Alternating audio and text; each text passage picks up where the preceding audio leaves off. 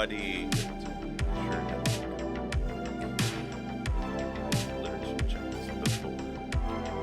I did anything? Hello. Check one. Okay, there we go. We're good. What's up, everybody? Today we're going to be going through multiple things, actually. We're going to be going through my band's record that we made a while ago. I wasn't able to really talk about it because I was in the middle of moving, but now I feel like I have time to talk about it and sort of collect my thoughts on it, and also kind of like format it in a way for people who are like maybe considering making an album as a band in 2025, 2026. I remember that's like a very topical thing to do, to just say like, here's how to make a record in 2025, or here's how to top 10 tips for artists in 2024.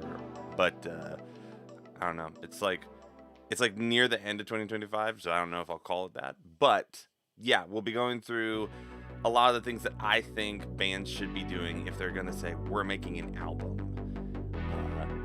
in, I guess, 2025, 2026, whatever. It doesn't matter. Whatever the number is, it doesn't matter. But we'll be going through that. Then we'll have a little bit of time to do some instrumental making, just having a little fun, making some indie pop beats and stuff like that. I should stop calling them beats because they're not beats, but to me they're beats. But then, real quick, before we jump into that, this is not live yet. It will be within the next few weeks or so, but I am currently working on my first ever preset pack. So for anybody who's been watching the channel enough, I've talked about it for forever, but I'm actually going to be making them soon. So yeah, just be on the lookout for that. If you want to be updated for when this actually comes out, check out the Gumroad. That's probably the best way to stay updated when this comes out, because it will also be living. It will be like a Gumroad thing. So, but yeah, really excited about that. I've spent a lot of time working on it, and I will probably be doing multiple streams where I showcase me using it, because my goal with the preset pack was to make presets that I want to use when I'm writing songs, and so they're very dialed in for what I like. But I think I've sent them to a couple of producer friends, and they said that they really like them. So I think we're good there. But let me move this a little bit. My OCD is kind of freaking out right now because this is not. My face is not perfectly in the middle, so why don't I move over here? There we go. We're good. We're good. We're good. No one needs to freak out. I don't need to freak out. But cool. So I think the first thing that we'll jump into is my band's record, which is this. Oh, gotta move it over here. So this is For the Record by Royal Rose. These are my favorite people ever. This is Sam, Ian, and Olivia, and then there's me on drums. This is like the one gig that we did, like the one of 7 that we did over the past year. Nothing crazy, no high ambitions for it in terms of like, oh, we're trying to get signed, we're trying to like tour or anything like that. But it was really fun to have like an experience with like friends, like of making an album before I left Washington. So to me, this album is kind of like a memory in the corner for me. But I do think that it's also a really good example of how to sort of make an album today as a band, because everybody is a solo artist. Everybody knows how to make their own music now. But when it comes to how do you make music as like a band, I feel like that's a little bit different. And so I figured I would just kind of walk through our journey, what we did, and yeah, hopefully you guys will get some insights from that. Because I do think that there's some struggles specific to like, you know, we're a band and we're not just like some solo artist working on their own. So, what's that? I got my notes. My notes are freaking out. I want to give this a little bit more room here. Okay, cool. But yeah, so I guess I'll just kind of talk through what the actual process for making the album was. So I would say stage one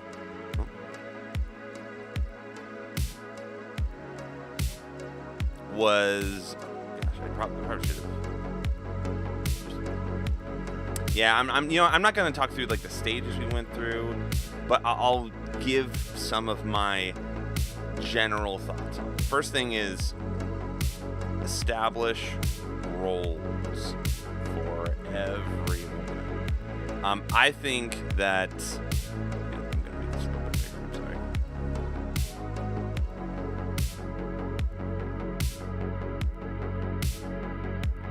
All right, I think that the main reason why people say that like making an album is like what rips a band apart is because people are like not compatible as people, and they're kind of able to like go from gig to gig and just kind of not address it. But I think that, you know, when everybody feels like they have their role, they have like a purpose to play in the band, that's where things really sort of come together in terms of like interpersonal chemistry. So for example, in Royal Rose, the band that I'm in, of course,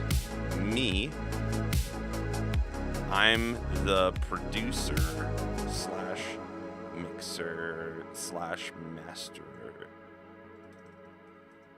slash mastering engineer. So like this was my role in Royal Rose. But then we have Sam, who's the lead singer, and she was, you know, sort of like band director, lead songwriter,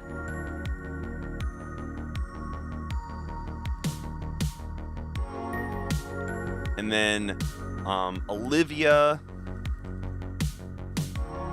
who was super talented in like videography, so she was in charge of content. I keep saying content. Film and video, or I guess it would be film and photo. Like there were different roles for people outside of just we're making music. There was like everybody had like a role. Oh, and then I guess Ian played bass. We talk a little bit about it on podcast, but Ian kind of came in later on the process. If any of you are interested in hearing about what it was like for us to make this record, we did make like a podcast miniseries. So go to Royal Rose Band on YouTube, and we have a bunch of podcast episodes that we filmed talking about making the record, and it was a lot of fun. People that I care about, and we got to just talk about the process of making this record. And so go check that out on YouTube. But I think having everybody play a role helps a lot, because in that podcast, Olivia kind of was like the head of it, and we kind of gave everybody like a role that was sort of their thing, to not just like, okay, you do this or you do this, but it's like you're in charge of this. Like Sam was in charge of booking shows for us, or like saying like she was the logistical person in charge of, you know, making everything happen. She was in charge of, I'm trying to find a better way to say that. She was in charge of like a lot of the logistical stuff in the band. Like Sam is like she has like a wedding coordinator background. She's done that for people as a job, and so she was really awesome at, you know, making sure things got done. But then also she was like kind of like we said, the band director. So when we were arranging stuff out, she kind of had the final say. Not in a complete dictator vibe, but she did get to be like, hey, this is how I think it should be. I think a great book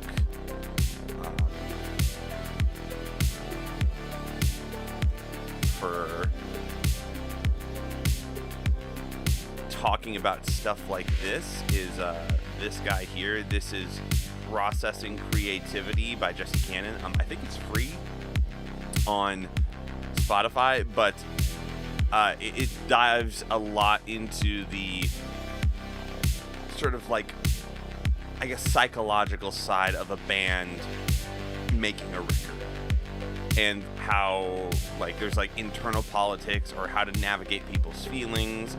There is a section on this book about the drugs, about all potential drugs you could be taking while making a record, and which ones are helpful and which ones are not helpful. So it's a very interesting book, but I think most people should read that in terms of, learning, trying to understand that people making records have different roles in the span of making that record. So like when it came to making the podcast, that was all Olivia. When it came to mixing the record or produce certain production choices, they left that on my plate a lot. And so like divvy up responsibility, so it's not just two people doing all the work and then two people who feel like they're just kind of being left out all the time, or are not proactively doing anything. So I would say that is number one.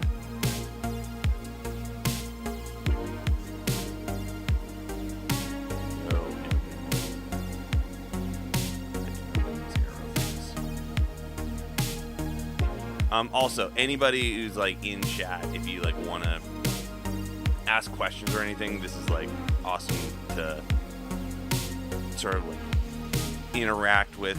If you have any questions, this is going to get cut up into a YouTube video later on. So other insights that people already have, or any insights that people would like, anything people would like insight on is like great to share right now.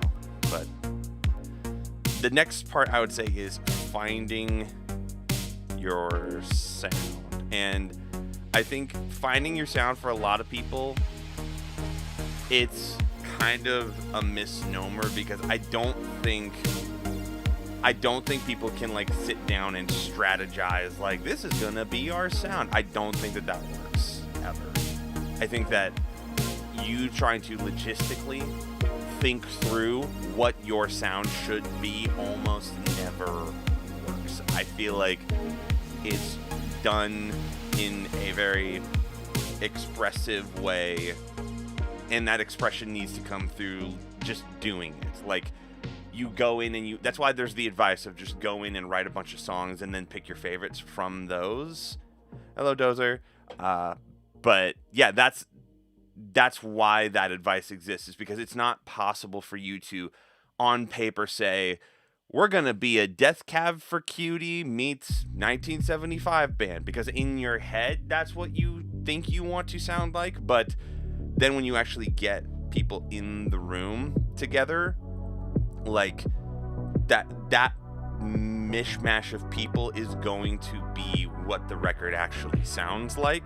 So I think a more useful way for people to think about, finding your sound is, first of all, finding it is always going to equal making music plus reflection afterwards.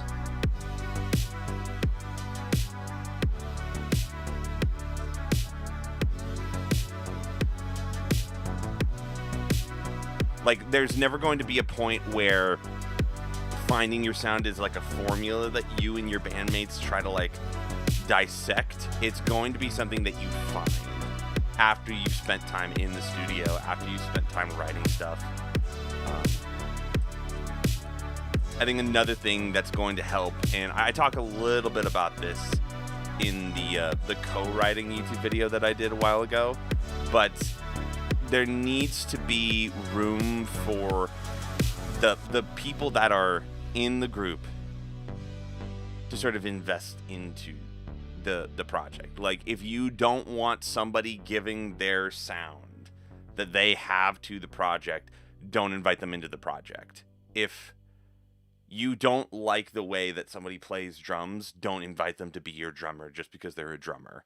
Like, you need to be picky about, like, if I'm asking this person to join in, am I giving them the ability to, like, buy into what we're doing, if that makes sense. But yeah, I think that I'm rambling a million miles a minute right now, so forgive me if I stumble over my words. But yeah, you need to be able to accept that this band is a makeup of every individual inside of the band. So you can't opt some people out of it because, like, you've invited them into the band. You can't say, oh, I want you to be a part of this band, but then also not give you any buy-in. Unless that is an explicit agreement that you have, which, to be fair, there have been musical acts that I've been a part of, or that my friends have been a part of, where that is the deal. You are a hired gun. We're not hiring you to be the creative guitar player in this band. We literally just need you to play guitar for us when we play live. That's fine. Or even a session guitar player. We want you to play guitar for us whenever we're recording a record. That's fine too. But those need to be, like, laid out. And if you're expecting people to be more than that, you need to give them a road to be more than that. But they also need to, like, be proactive. They need to be able to say, all right, I'm putting in effort.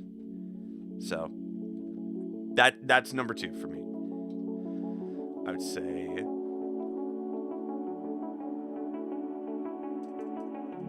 number 3, and this is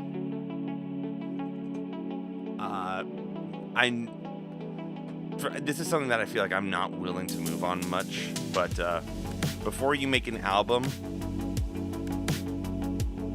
write all the songs. There's so much work that goes into making an album, and every single thing, I'll try to draw it actually as a diagram. If this is the album, like this section here, those are the songs. And if you're not able to say these are the exact songs that we're going to be using for this album, everything you do on top of that is going to crumble. You need to be able to say, like, these are the arrangements, these are the lyrics, like this is what we're going to be doing.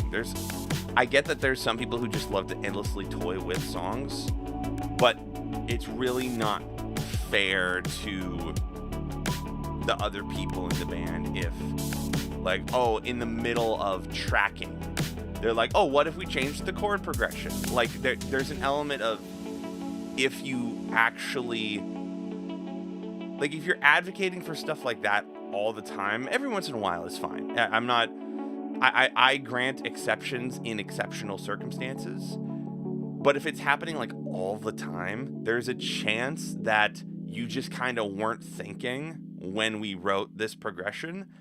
Like, when we asked you, did you like it? You were just kind of like, oh, yeah, sure, whatever. And then you never actually, thought about it. So now we're finding out what you actually think about it after the fact, because now we're getting close to the end. So I think getting people to lock in is really important. And, like, having all the songs, I'll say it this way. When we made the Royal Rose record, all of the songs were written, and that made it so much easier. Like, all of the songs, having all their lyrics finished, all their chords written, like, and everything arranged out the way that it was going to be on the record before we started recording helped out so much. You can do that in the demo stage. You can do that if you're a band who's producing a lot of their own stuff. You can make really rough demos and almost use those as a barometer for how things should feel. But yeah, having everything written, having everything finished and finalized before you start the process of making a record, I think it's invaluable in my opinion. I would say the next, oh my gosh,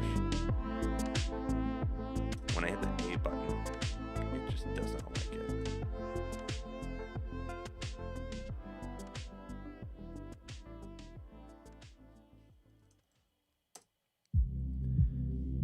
The next thing that I have on my notes is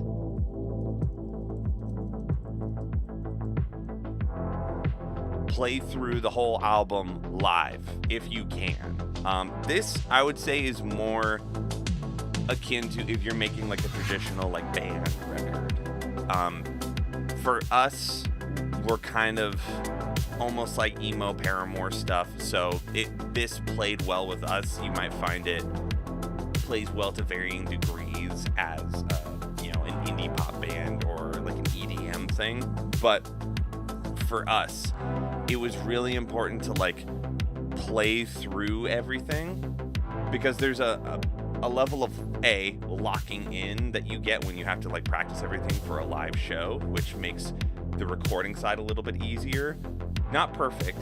You still have to record and like practice to that level of like take, but it does make it easier to get to that level of practice if you've already practiced your parts for a show. Like a lot of the preliminary, like trying to remember where stuff is, getting tighter as a band, that tends to happen a lot faster when you had to play it as a live show. So for us, we actually had to we had to prepare for a festival, which I think, depending on how much time you have, I think this can be a good tactic, is we had to basically practice for a live show that was going to be happening in like 6 months. And we had the songs that were all written, but they didn't have any like band arrangement to them. And so we went into a practice space and we just hammered them out like one after the other, after the other, after the other. We would make an arrangement for one of them, so like as a band. And then that next week we would do the same for the next song, plus practice a little bit of the one that we had already arranged. And then just kind of keep going down the process like that, to the point where by the time we played the show, which was like it was a festival. You don't even need to play big festivals. Like we played a really small one, which is almost better, because festivals are almost always trying to like fill out for time. Like that's sort of the thing that they're measuring for. So if you can, at least in like the nowhere city that we were living in, we had the opportunity to play for like an hour if we wanted to. And so for us, being able to practice like a full set, run through everything, it like really prepared us for the making the record part of making the record.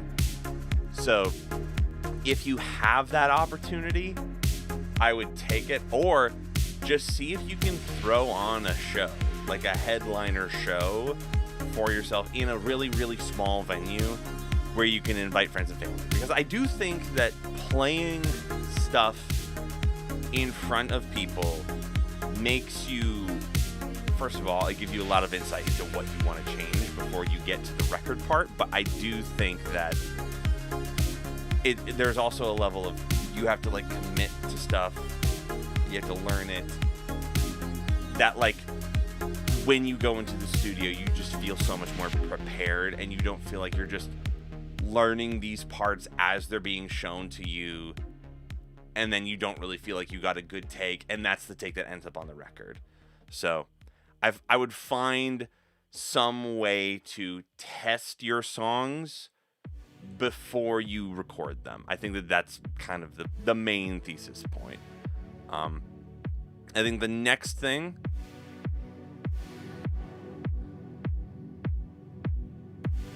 is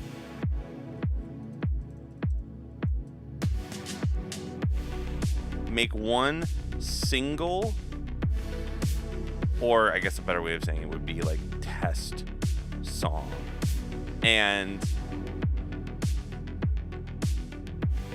what I mean by single or test song is, instead of trying to get every single song to go from the beginning to the end, if we have this sort of flow of, the song is written, and then we arrange it as a band, and then we produce, and then we mix, and then we master, and then we release. My advice, if you are a band who is making their own like DIY album, is instead of trying to do this for all of them, pick one song. For us, it was the song Blue Eyes, and before you even start the record making process, all of your songs should be past these 2 points.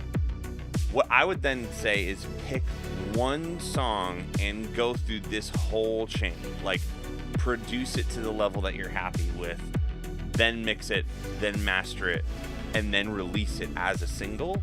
And here's why. Once you go through this whole process, at the end of it, you have a template for what this record is going to sound like. So now, with all of, because like this is a lot of work. It is. It's several hours of like trying to get things done, tracking stuff, editing stuff. I should also say that there's like, in the middle of this here, there's also like recording vocals, editing vocals, all that stuff. It's a lot of work. And instead of having to go through the entire process the whole way through every single song, what you can do is go through it once and then save a lot of your work that you used here and turn it into a template. Because the reality is, even if you have songs that are like different from each other, the likelihood is that you're probably not so unique that like you need a different way of mixing your bass every single song. Like, there's probably one way that is going to predominantly you're still here listening from like, okay, thanks, man. Yeah, if you're making a record, the reality is most of your basses are probably going to fit into this same kind of general bass mixing chamber. If you've mastered a song a certain way that you like for one song, most likely that is the way you should be mastering all the other songs on the record. And so going through a process like this, where you basically do research and development on how this record is going to sound, and then you save your work on the back end, like that's like that, it saves you so much time. I was able to mix this entire record in, I want to say, a week, because we did because we did Blue Eyes, which was like our test run through song. And then I had a different section where basically we had a production template that was like tracking.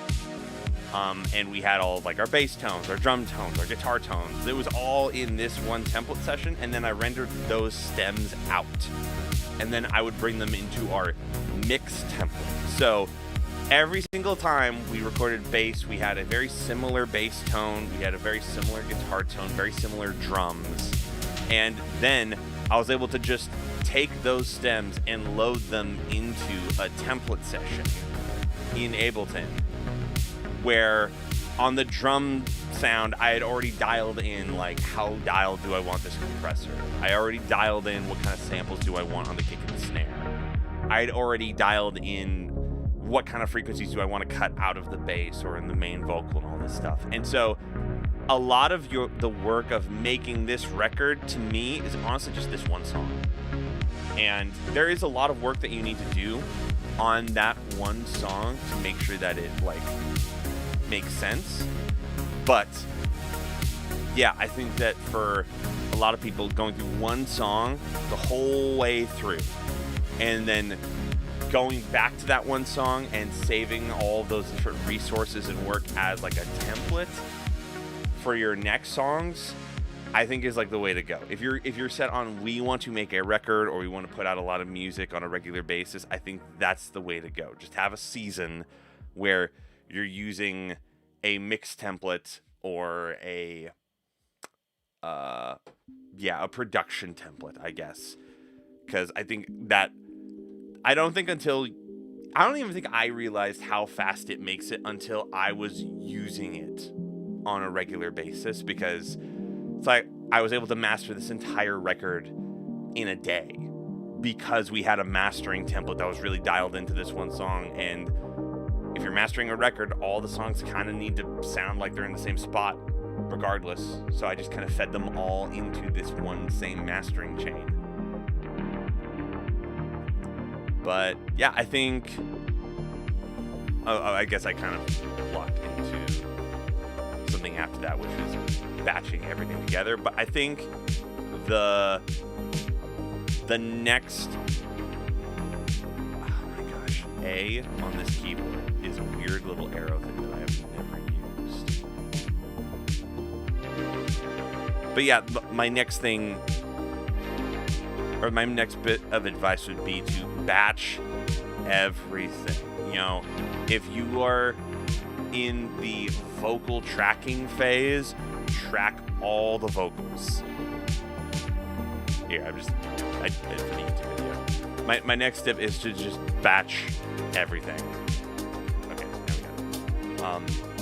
If you are in the production stage, just produce all of them. If you are in the vocal tracking phase, track vocals for all of them. If you're in the mastering phase, master all of them. And I think that is the way to go if you are a band who's producing your own record and you're in charge of the process.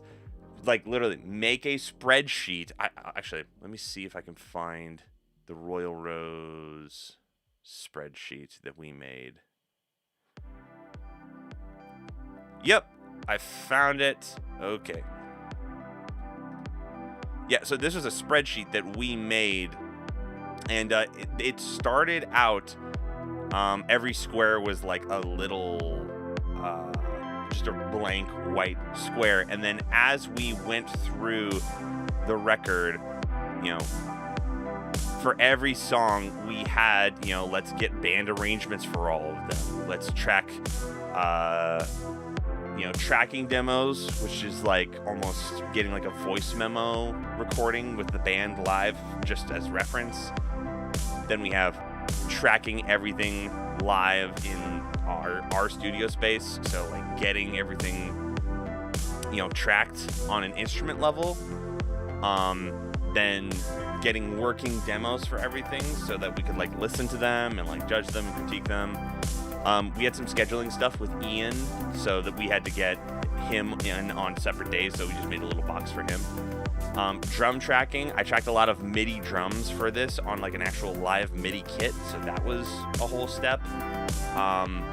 Editing all of the instruments and drum MIDI and all that was its own step. So you can see, like, for vocal editing and comping and mixing and mastering and like getting lyric videos done, like we had this sort of batch made process for every step of the way. And I think it was really easy to like have this, and I've seen bands do this on like whiteboards in a studio when they're like trying to get everything done. Having things organized and being able to see like, okay, this is how far we're in, that it's so beneficial because everybody can clearly see, okay, here's what's done, here's what's not done. And then being open and communicative about, here's what I need from this person right now. Or, hey, we need to get in, we need to track vocals for a lot of it. Having that level of organization and batching everything together made it go by really, really quickly. I didn't write this as a note, but I also think that promoting stuff is really, really important. So if I look at, if you go to the YouTube channel that we made for this band project, we have this 40-minute long edit, which is like all of the lyric videos and all of the podcast interview snippets. Not the full podcast episodes, but like snippets of them. We made it this one big long thing because we actually had an event where we rented out like a building and we played this as a movie. So it was a big collaborative creative project between me, Sam, Olivia, and Ian, where we actually rented out a venue, which was like our church at the time, and we basically made like a feature-length, actually I don't think it's technically feature-length, but we made a movie. We technically made a movie. And just like we started playing it for people and people were able to experience it, and that's kind of where our content strategy came from, because I think it can be really easy to put the content stuff on the back burner, especially after you do like what I showed with like that whole spreadsheet stuff. It's like really easy to sort of like push that off to the side and be like, it doesn't matter right now. But I think it's worth it to do one big push when the album comes out, but also knowing that if you want people to check it out long term after the fact, you need to put in effort. You need to put in the effort, on the back end, I guess you should say. So yeah, that is how I would recommend a lot of people work on an album if you're like a band and you're trying to get things rolling. So if you want to go check this out, it's For the Record by Royal Rose. I produced, mixed, and mastered all of this. So if you just want to hear stuff from me, go check that out. But yeah. All right. That is good for that portion of the video. We will cut that up into something for YouTube later. I'm going to be honest, guys. I am very, not winded, but my head is very throbby from using content voice for an hour straight. We'll do this. Okay, cool. Now I have a podcast that I need to be on in about an hour, so let's see what we can make in an hour. Do I want to put here, let's put the desk down.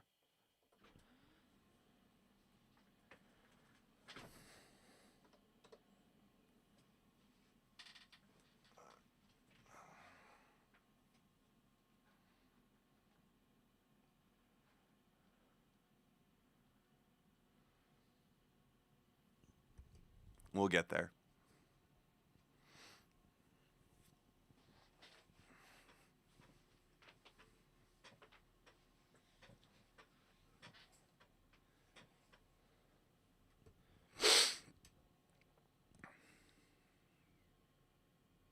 We'll get there. Almost there.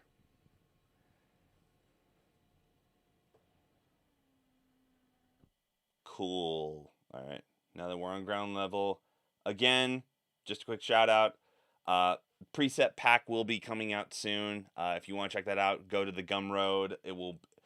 I don't have an exact release date for it, but it will be up on the Gumroad. And so if you've subscribed to the Gumroad or you've downloaded something from there, you'll get an email when it goes live. So we'll just end of that there. All right, I have. I'm gonna be on the Home Studio Hangout podcast in like just over an hour now, so I have a little bit of a crunch that I need to stick to, but I think we can make something cool in like an hour. One second, let me adjust the camera.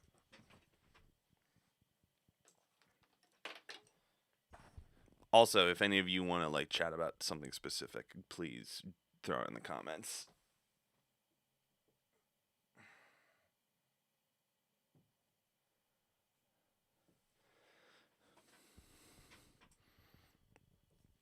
I do not have a camera that is a wide angle enough to be a good sitting angle and a good standing angle.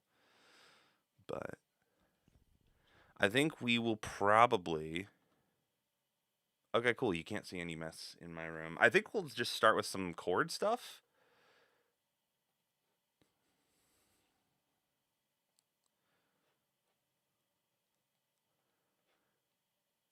I remember... Oh, yeah. There's some stuff on Serum 2. There's a new Splice Serum 2 integration that I think is really cool.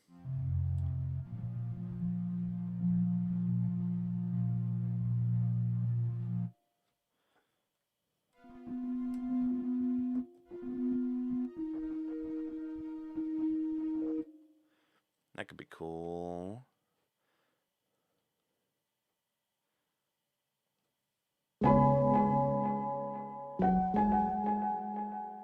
That could be nice. All right, let's just play around with some chords for a bit.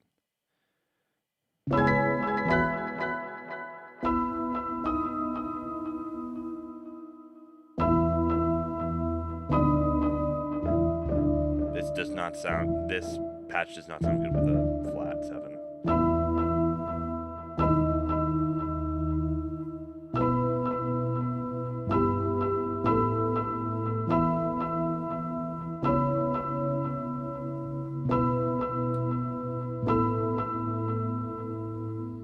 Yeah, we could have something like that.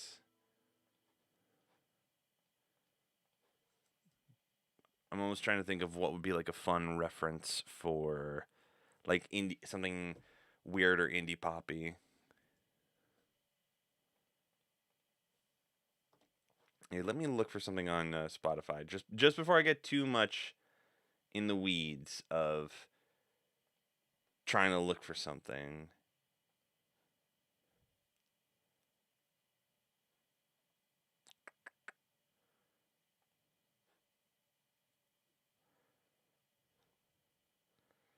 Yeah, I don't really want to reach for guitars today, so I think I might just do it mainly on synths. So let's... You know what I think it is? I think I've played too much in E for a lot of my life.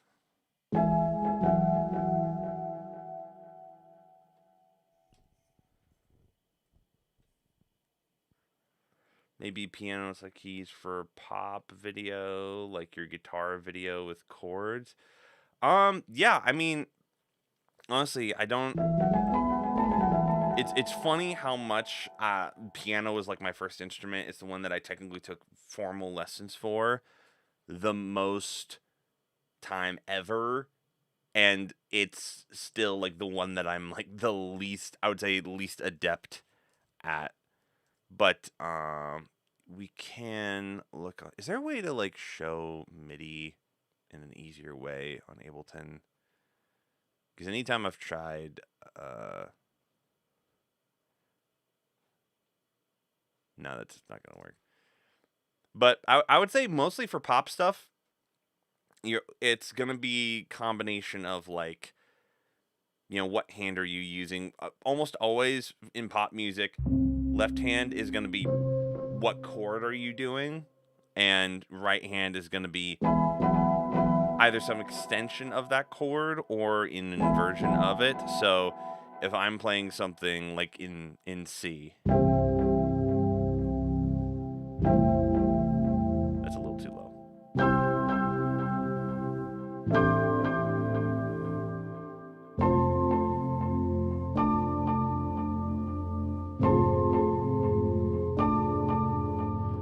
That was something weird. But basically, left hand, for that, I'm just using fifths.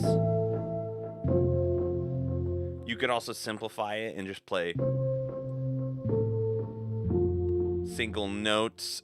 The left hand, I get kind of lazy with. I tend to linger on whatever the chord is for the key we're in and just kind of fiddle around with it. If I was actually voicing stuff correctly, I would then do an inversion of this.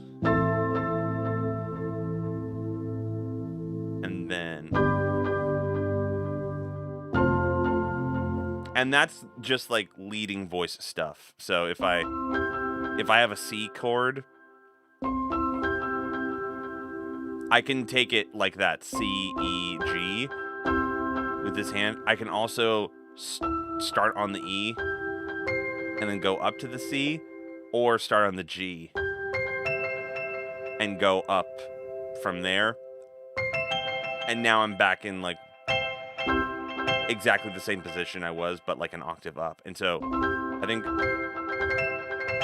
learning inversions is really helpful because you can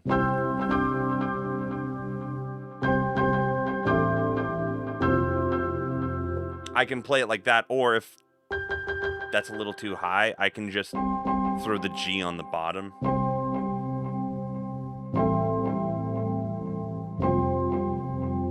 If this left hand is feeling a little too dense, I can take out the fifth and just go.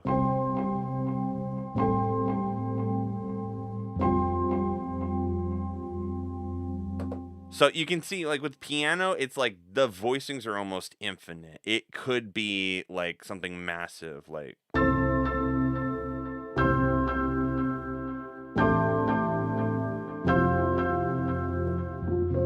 where I'm playing octaves and a fifth with my left hand. I could also play like bigger chord voicings with my right hand. It's so, honestly, I would probably need to do a more comprehensive video on it because I think that it can just go anywhere. Sorry for my editor for that sort of long rant. Hopefully you can try to cut that down to something somewhat manageable. But let's try taking this to...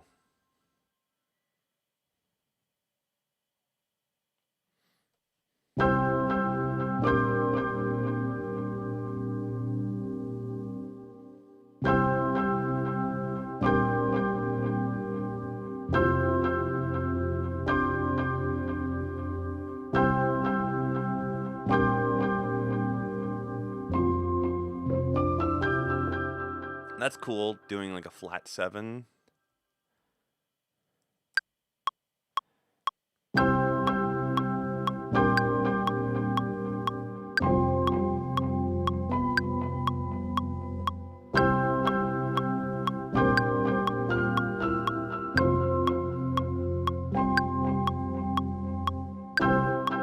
There we go. Yeah, for sure. We're gonna transform that.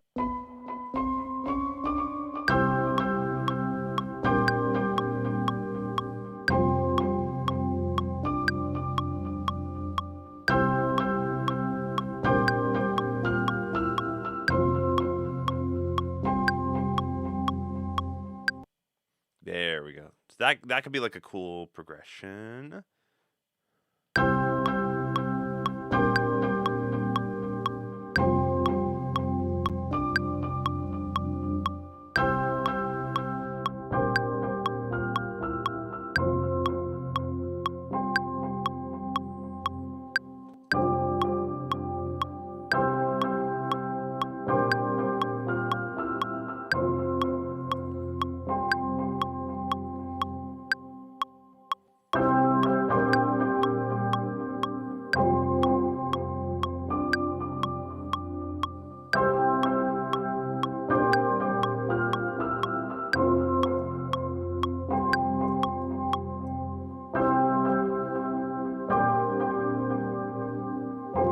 That feels good.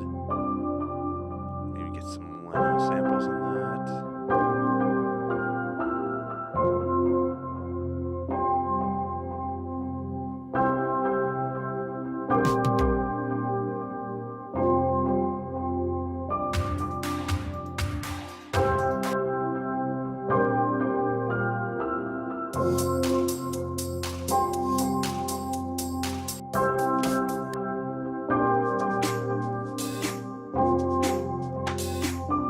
Trying to find something that's like not too baked in one direction right now. So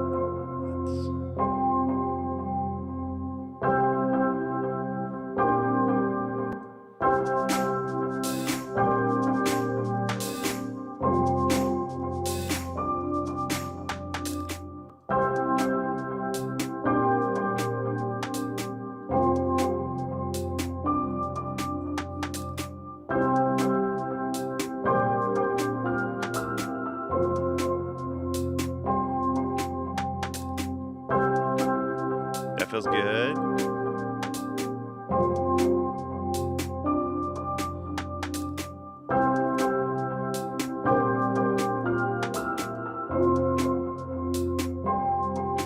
Thanks for Lost Sticks.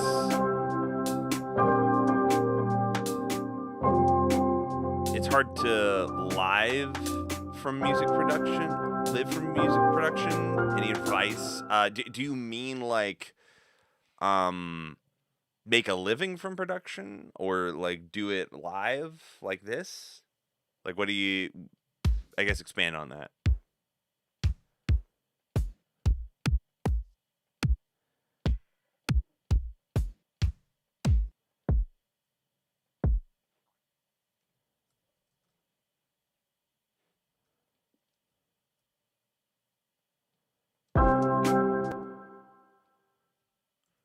We could do some like pumpy 4 on the floor stuff.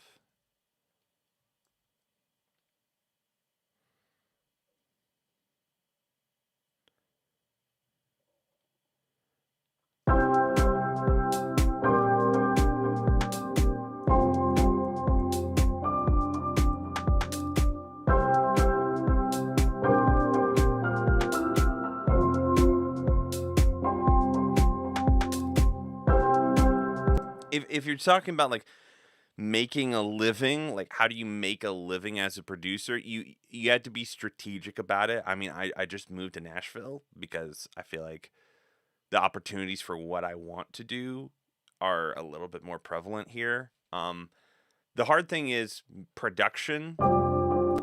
That's such a, it sounds very specific. It's a very broad term. Like whenever anybody asks about like making a living as in production, it's almost like people who say like, "Oh, how do I make it as an actor?" And then they're like, "Okay, well, all I care about is being an actor." But then they insist on going to LA and trying to do that whole thing. It's like you can be an actor and work as an actor, not in LA, and not do like the, I'm trying to be like a famous actor thing. So when people say, how do you make a living as a producer? It's specific. Do you mean how do you make a freelancing gig where you're producing for other people? Are you talking about being a DJ? Are you talking about making music on commission for films or TV? Are you talking about being an artist producer who's like producing a lot of your own stuff? Like, I think the main thing is like kind of nailing what do you want to do in those broad categories of music production, and then try to optimize for that.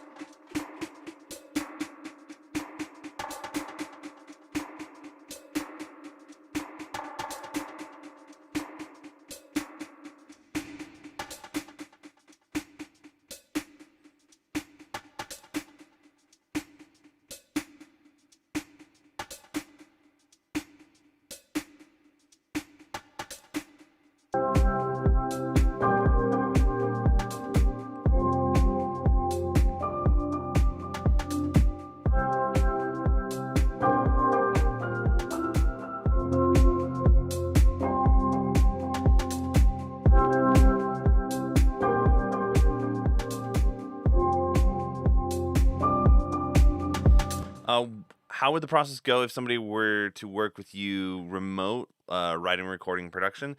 For most of the time, most of the projects that I'm doing right now, people are bringing me finished songs, and so the writing side I would almost handle separately as like a co-writing thing. There would probably be like a co-writing session involved, but uh, yeah, most of the time it works in like stages. So people will bring me a song that's like finished, and they'll normally give me like a voice memo of what they've got, and then from there I do like maybe like a production snippet of like we'll have a long like hour long conversation about like, hey, what do you want this song to be? Do you want it to be like indie pop? Do you want it to be, heavy metal? Do you want it to be this or that? And we'll have a long conversation about that. And then I'll go off on my own and make something and then sort of bring it back to them and present it to them. And then we'll have like for every stage, like I have a stage where it's like a little snippet of the song and then sort of a full length snippet of the song and then full length snippet of the song, full length snippet of the song plus, some ear candy production. And, like at each one of those stages, there's like 3 revisions. And then we just sort of go through the process like that until the song is done. So that's kind of what it looks like. I was thinking to move to LA to start my career in music as a producer, but Nashville can be a solution too. What do you think about it? I mean, it's hard to know until I know your specific scenario.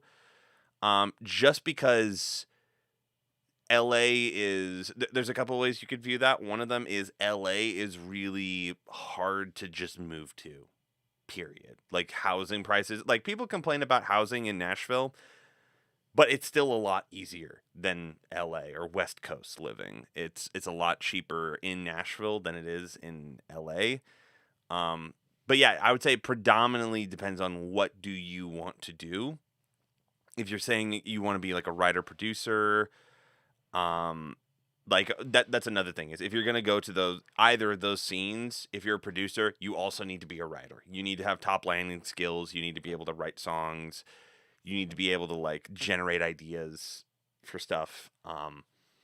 But yeah, in terms of like, should you move to LA or Nashville? I refuse to give anyone specific advice, beyond just, you gotta talk to people in those places and say like, okay, do these people line up with what I'm trying to do career wise? So I think that's the main way that I would appraise it. Hopefully that helps.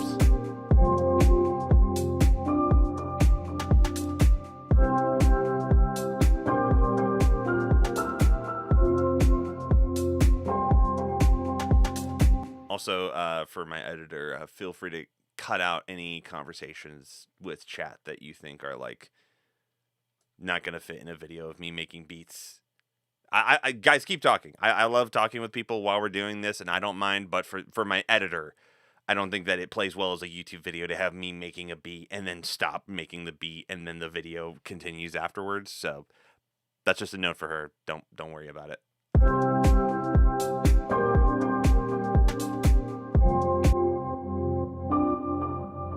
Maybe a little bit of a lo-fi thing.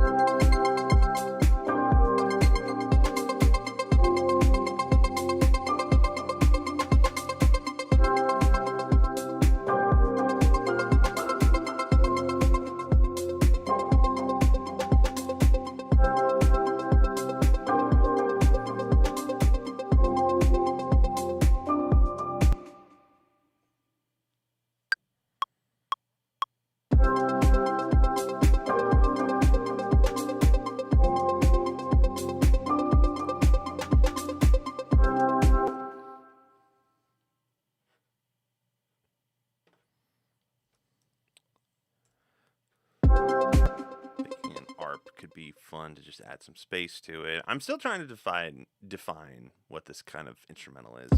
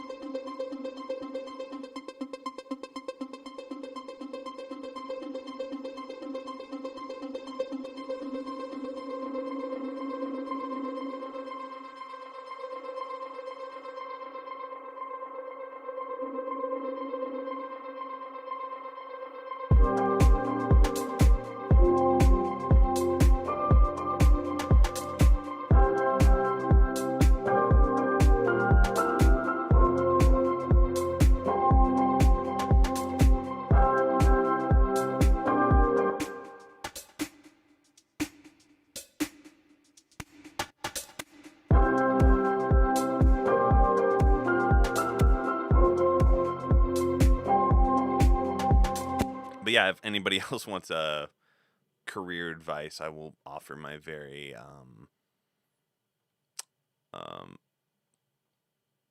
temporarily informed opinion. I won't say uninformed opinion, but we'll say loosely formed.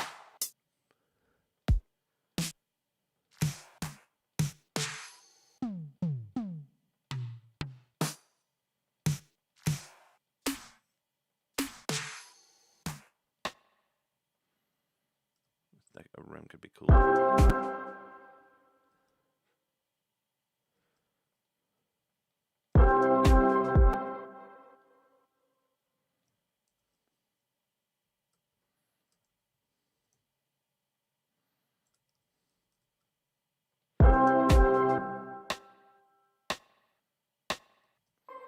Maybe we could throw these guys into a drum bus.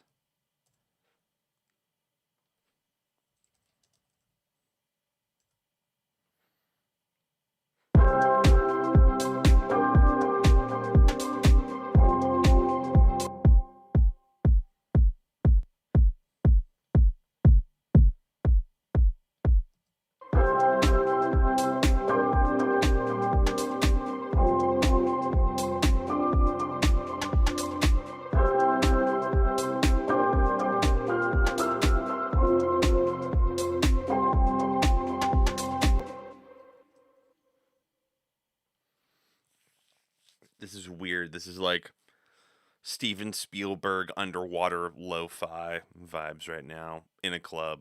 I don't even know if that's a thing. But let's keep producing and see if it sucks. I think we're in C.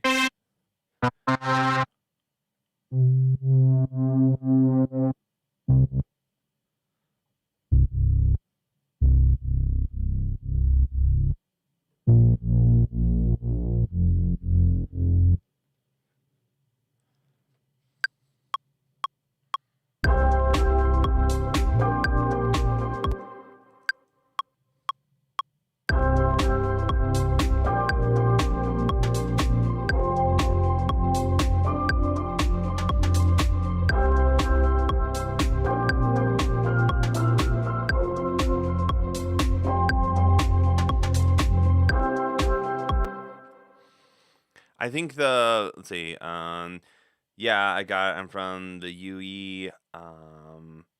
My plan is to move to the US to start my music career. May be difficult, but why not? I have one life and I wanted to do it my way. I was thinking about enrolling in SAE Academy. Yeah, I mean, at the end of the day, just go for it. If it doesn't work out, it doesn't work out. It'd be better to go for it, have it not work out, and then be like, okay, I tried it, didn't work. Like I was talking to a friend about that very thing last night.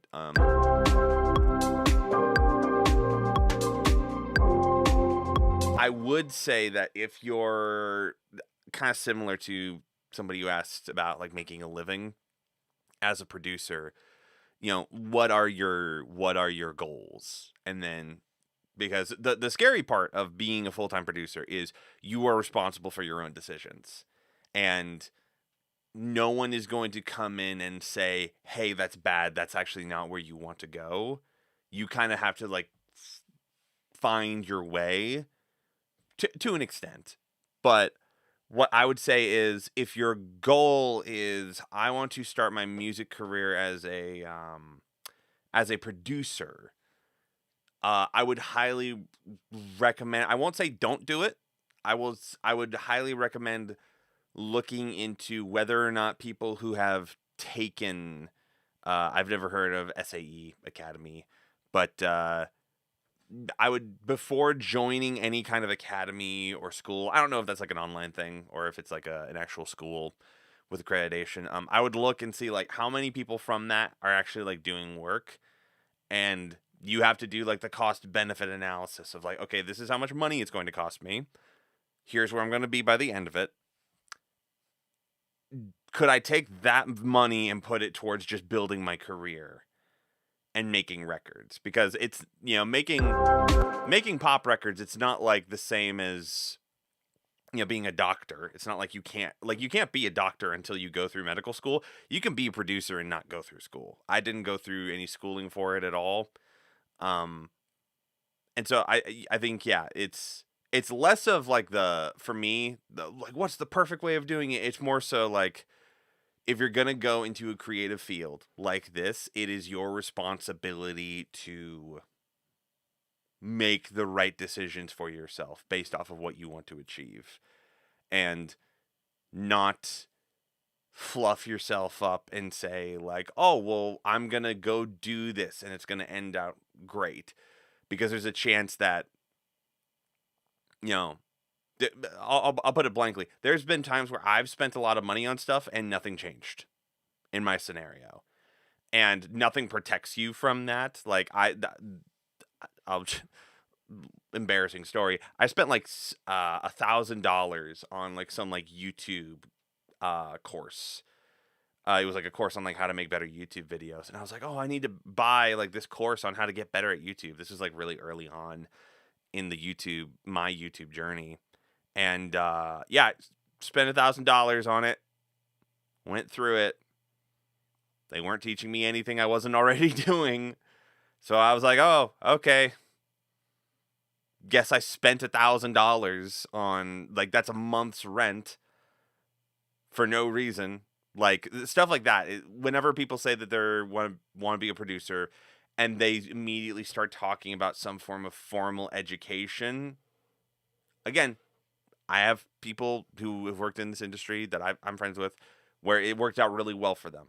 But, if your whole thing is, I'm going to go do this, I'm going to do it because it's right for me, it's kind of also up to you to make sure that moves make sense.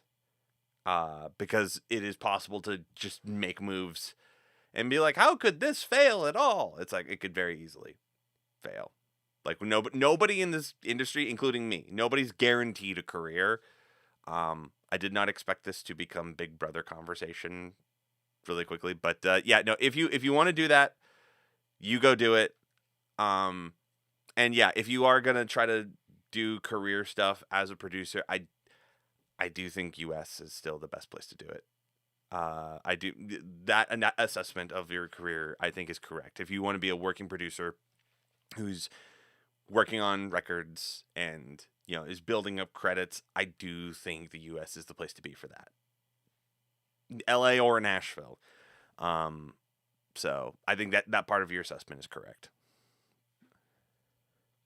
What are we doing with this instrumental?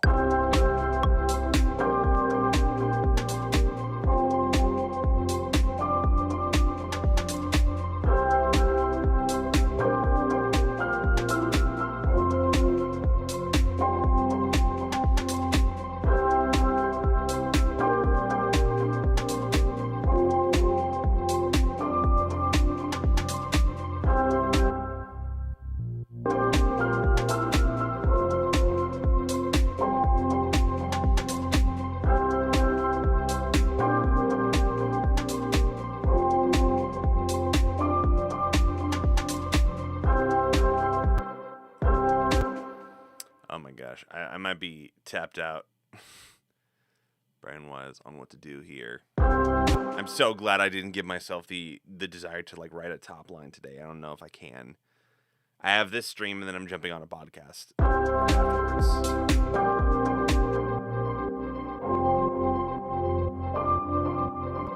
Maybe we could try a little bit of a EDM bass. Yeah, no, America is where it's happening music-wise. I will say, I psyched myself up moving to Nashville, trying to be like, oh my gosh, everybody here is going to be so crazy amazing. And there's an element of everybody here is amazing. Like the people who are like really like the best in the industry are here. There's also a lot of people who are just moving here for that very reason. So it is kind of cool to be like, okay, I'm like scared that I'm not going to be good enough to fit in a room. And then you come to the room and you're like, oh, actually, I feel like I'm good in this room. I feel like I'm capable. That's a good feeling. So stuff like that is capable of happening.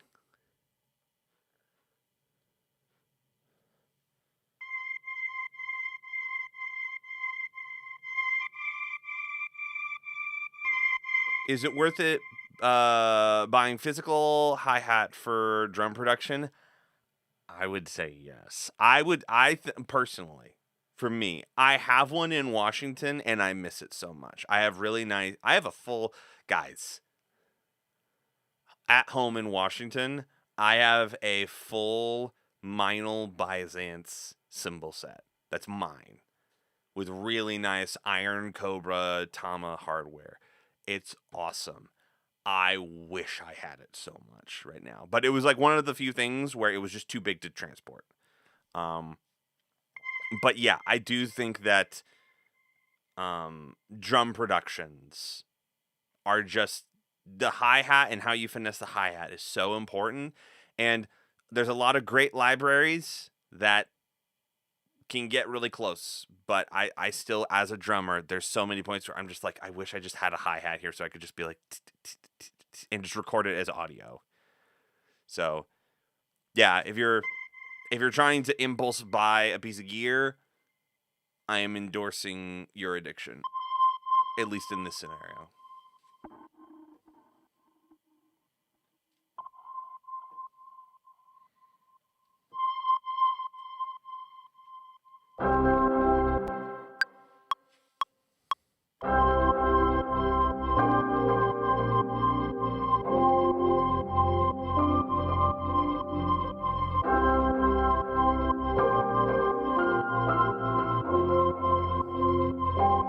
You're welcome.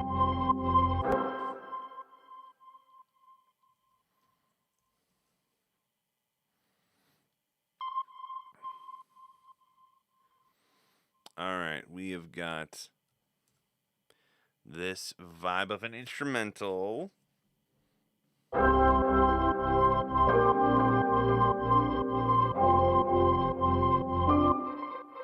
Slower this a little bit.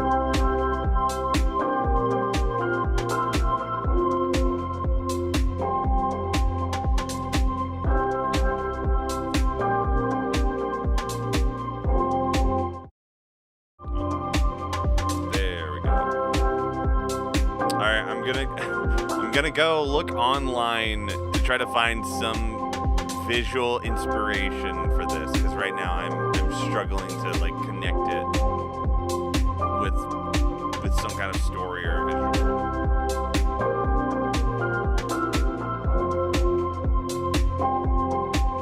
Oh, wait a minute.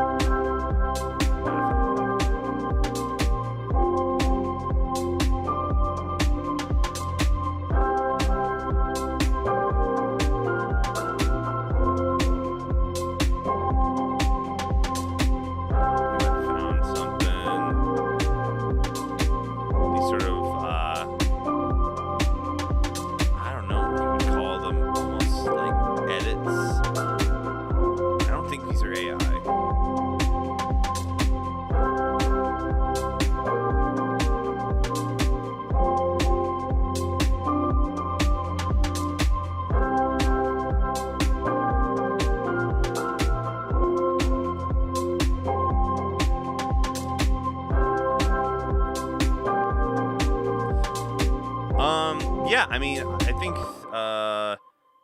And how about your P170 AKG for acoustic guitar? I have a Sony C80 condenser mic, and I'm thinking about a pencil one. If you're gonna buy a pencil one, I would recommend that one, just because I still have it here. I was lucky enough to be able to bring that with me, but yeah, it's just not set up right now. I probably should set it up at some point. It's really good for acoustic guitar. I would also like to. There's another mic that I'm looking at right now. I'm not gonna gear splurge right now, just because it's really easy. It's really easy to just go down the rabbit hole of like, oh, I want stuff. But the Earthworks SR314, I would really like to buy that one as like a main mic that can also work as sort of a directional acoustic mic. That's what I'm saving up for right now. But if you're like, all right, I have a Sony, I have like a condenser mic that I like for my voice, and I'm just looking for something that's a little bit like a pencil condenser for acoustic guitar. I think that is a really good one because it gets really good quality sound. I also think it's not that expensive. I'm pretty sure that one's like AKG P170. I haven't checked it out in forever. Yeah, it's still like $100. And so I think that if you're gonna go for something like that, I think that that's the way to go.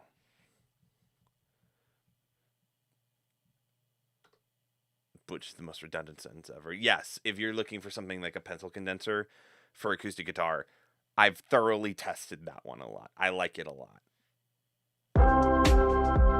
But yeah, I think that these sort of like abstract visuals are the way to go. Something like calm, Steven Spielberg-y, almost wondrous, like 80s-esque.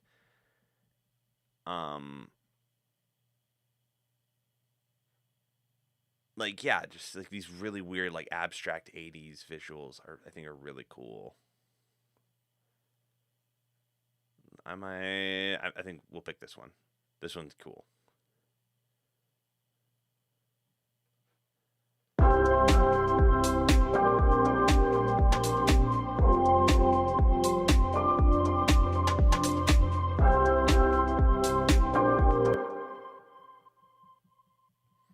Let's see. So we're kind of already nailing this vibe, kind of like earthy and wondrous.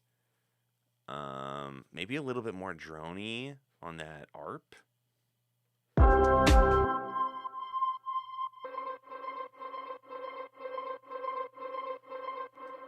Maybe Valhalla Supermassive.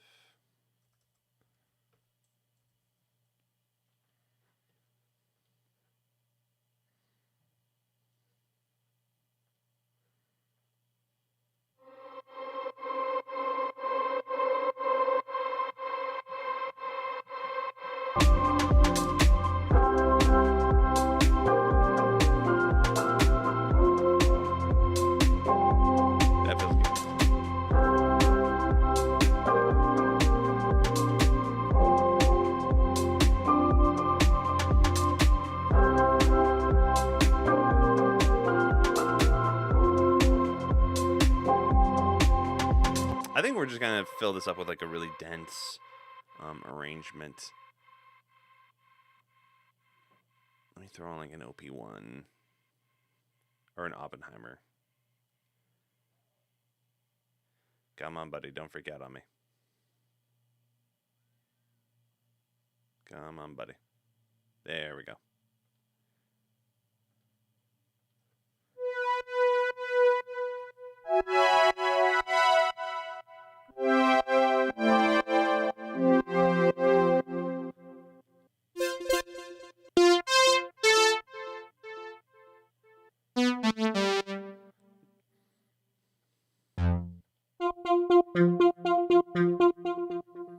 That could be cool, like bring in like an intentional like 80s vibe to it.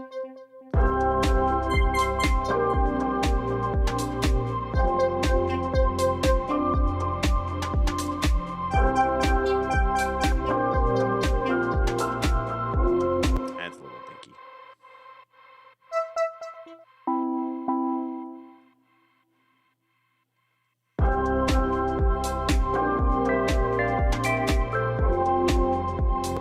melodically, that sounds cool. That's the wrong patch for it.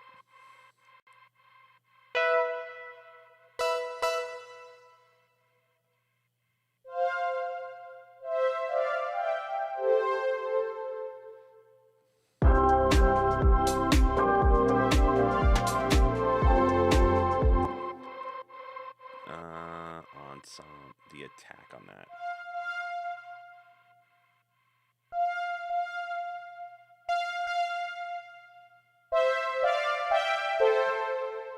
That could be fun.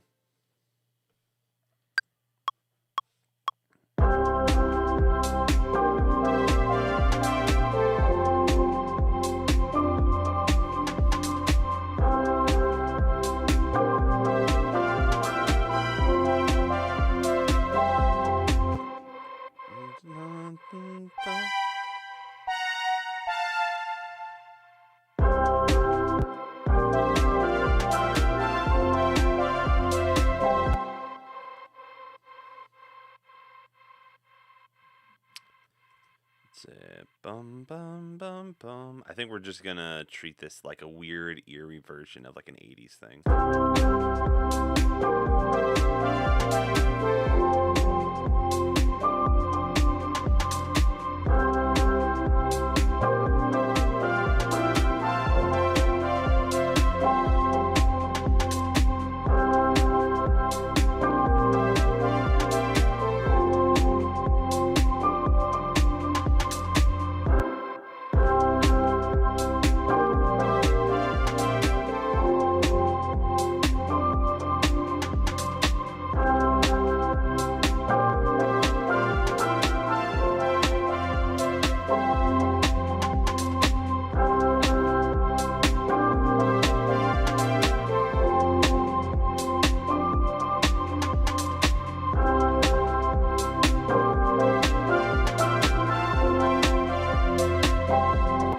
Like let's try to make like the weird Steven Spielberg version of the Reading Rainbow.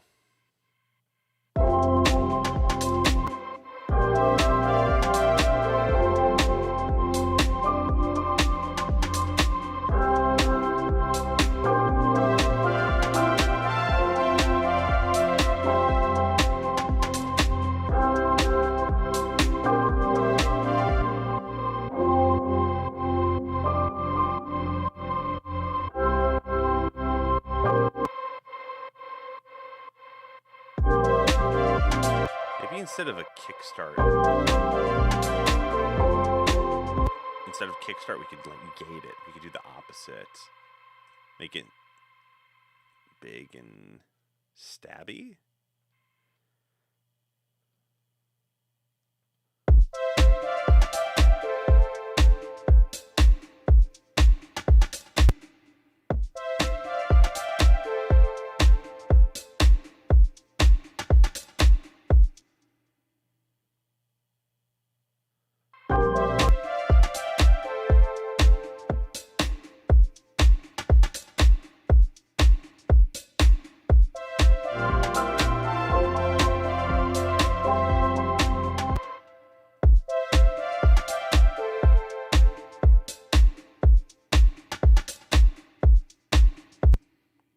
This isn't working.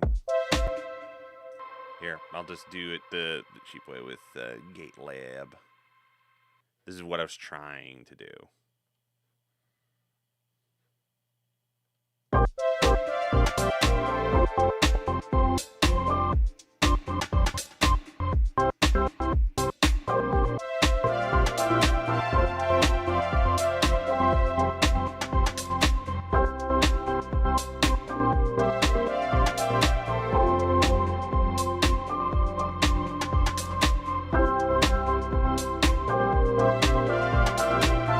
Nope, I hate it.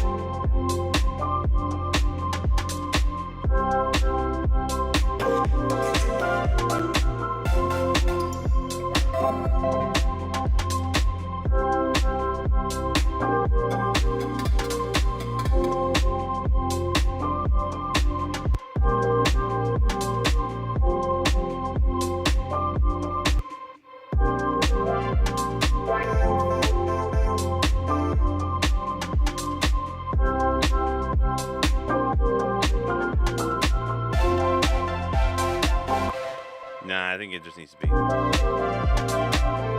maybe a little bit of like gain reduction. I think it's not gelling for me right now, and I'm trying to find a way to make it gel.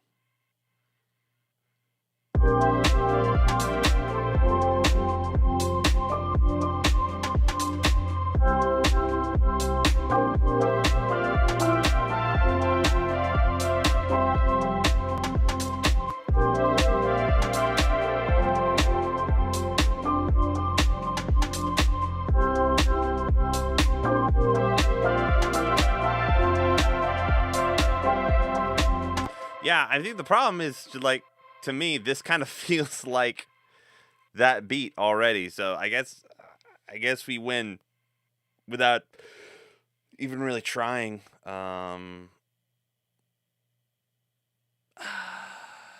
I guess this is just this is what we have. We can try. You know what we can do? We can try arranging this out into something that's a little bit more song-like.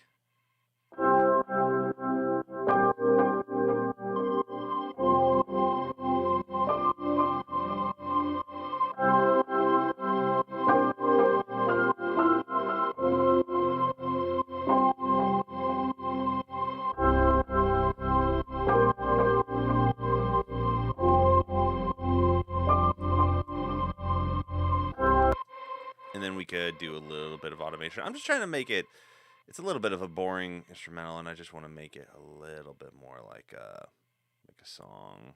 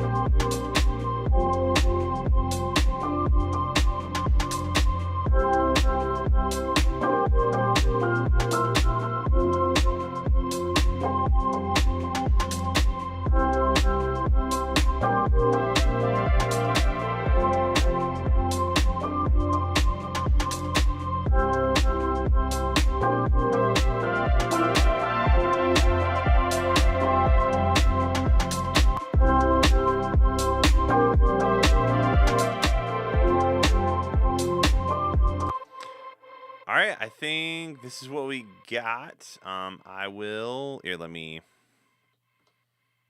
download the photo so that we can get a little bit of an easier time looking at it.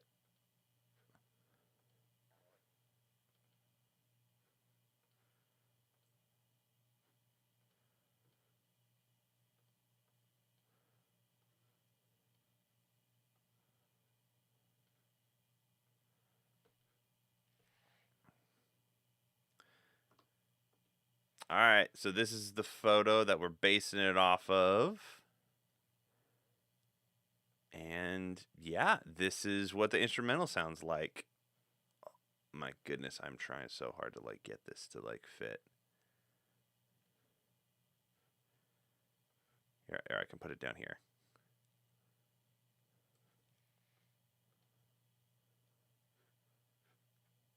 And then swap it.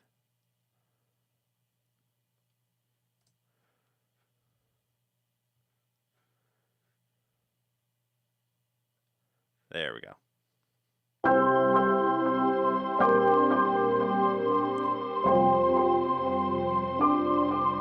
Sorry, it is clipping something.